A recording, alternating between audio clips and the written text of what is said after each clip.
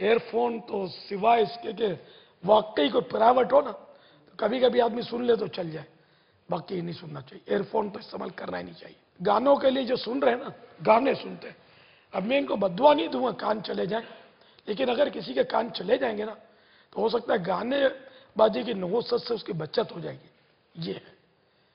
البتہ جو نعت شریف سنتے ہیں ان کو تو یہ مشورہ دوں گا کہ کانوں میں ایئر فون نہیں لگائیں، آپ نعتیں سننے سے محروم ہو جاؤ گے، خطرہ ہے، ڈائریکٹ سنیں۔ دیکھیں میں نے گانے سننے والوں کو بددعا نہیں دیا، میں نے جو بات کی ہے وہ سمجھنے کی بات ہے کہ وہ گانے کے گناہ سے بچ جائیں گے پھر اگر یہ چلے گئے تو کان۔